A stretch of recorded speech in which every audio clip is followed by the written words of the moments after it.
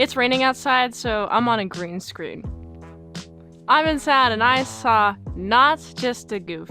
It is written and directed by Christopher Nunez and Eric Kimmelton. If you haven't seen this movie, I will spoil it for you. This is more of a documentary kind of dealio, but it's very insightful on how these people were able to create the movie a Goofy movie. If you haven't checked out my review on that, you should. This documentary just documents, it just shows who and why they're all brought together, who each other knew before starting the project, what each person contributed to the project, how the process of the project was happening. This was a quick turnaround. It took 2.5 years instead of like a normal 4-year animation cycle. Also, this wasn't being animated by the big boys. It was kind of like a B plot kind of dealio, and it was sent off to France. Problems in France happen until like there's only 2 people left, 3 to 2 people left, and then they have to go back and send it to the America. It's fun. I like seeing the complications that happen. First, it was like, okay, we gotta create a Goofy movie because we gotta have movies based on properties and characters that we own, says Disney. And so they create the Goofy movie, and originally it was just supposed to be goofier, lighthearted in tone, but I swear they keep saying his name in this documentary, but I only remember him as the guy who fought Eisner and went to DreamWorks. He was the head of the animation department at the time, and so he was making banger after banger after banger. And he was like, hey, you guys gotta give it some heart. I like how the creative team was like, okay, we're gonna insert how we feel about growing up, what our relationships were like with the dads. And one of the guys, he had not seen his dad for 25 years. He left when he was 11. So I'm like, okay, this guy really appreciates a father because he didn't have a father. And I also would like to add on that I appreciate the movie because my dad died when I was 11. My biological dad, not my adopted dad. My adopted dad's still alive, but my biological dad is dead. And so it's like, you don't really cherish the connections you have with people until they're gone. And especially your father. And oh boy, fatherless behavior is all over the society. So much fatherless behavior.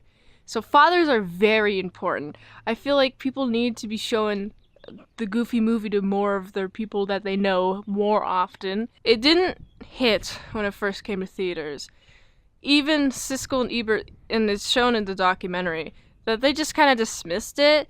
I'm like, bro, how did you dismiss it? Why? It also makes me think, okay, what's your credibility actually? I don't believe you. There's a whole lot of heart. And Siskel and Ebert describe it as, yeah, there's like a little bit more to the Goofy character than we all thought, but in what was shown in the documentary, they didn't touch at all on the themes that were there. And I'm like, bro, you guys, I've never seen you guys. I've heard a lot about you guys being so influential, but if you guys didn't see anything in the Goofy movie, then I'm not gonna come to you for any other opinion about any movie ever, because you guys are clearly incompetent. But I do like how it shows that it was a fine wine in how it aged with people. People would watch it, and since it was cheaper on VHS, they would buy it, and people would watch, and it really connected with a lot of people. And I like a lot of the testimonials in this documentary. It's like, oh yeah, it helped me connect with my father. He was gone all the time, and it helped me understand that the struggles that the parents were going through, and it was relatable for both generations. And I honestly just like the full perspective. It's not just my perspective that I saw that I shared with some people that were mentioned in the documentary. Some YouTubers that were covering and reviewing the movie brought up the 2 generations thing was the most notable thing, and then also just other stuff. But then there's stuff that I didn't even mention or think about. I'm like, oh, you're right about that. That's a good perspective. That's a good point of view. I like how they had to struggle to push through getting this movie out because so much momentum was built at the beginning, and then it kind of stopped in terms of like studio support. They kept getting their ideas shut down, changed, and the person that they would get the ideas from, they'd just be sleeping through a movie and therefore being confused. And it's like, obviously you're confused, you slept through all of it pretty much. There's a point where Disney's like, well, this is an obligation, we have to release it, it's a sunk cost fallacy.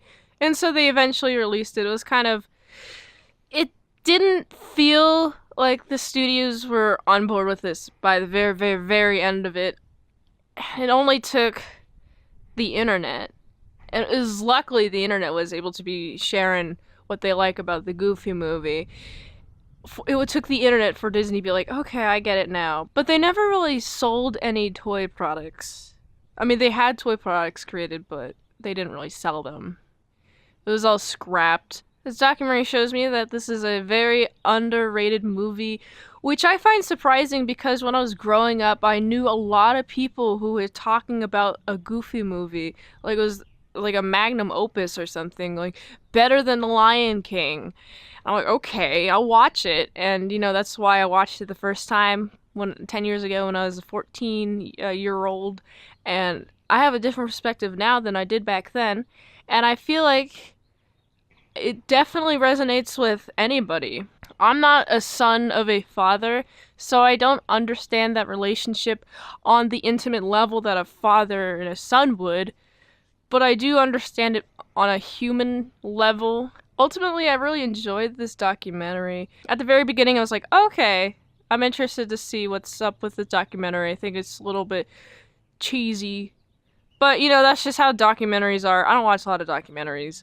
But in the end, I was like, wow, I really like this. This has got me thinking anew, thinking freshly with my brain.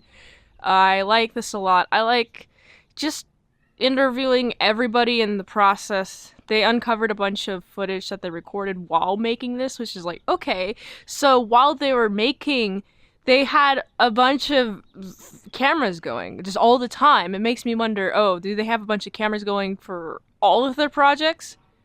Obviously, because then they can make a documentary 30 years later, which is why I'm doing this documentary. It's the 30-year anniversary documentary. I would watch this documentary if you like a Goofy movie. I'm gonna give this one, it's a solid 8 out of 10. If you like this review, watch another on the platform you like, at $20 dinos at patreon.com/ASEPresents for one movie review per 1 month. If I haven't reviewed on the channel, there's a chance I haven't seen it at all. So get them Patreon requests at patreon.com/ASEPresents. Support the daily grindness by going to autisticboobs.com so you can go here. And until next time, mint salad saw. I'll see you later. My salad done and bacon bits. Wearing this P. Diddy shirt is making me feel bad, making me feel like I want to do bad things. I was lying about the green screen. It's not a green screen, gotcha.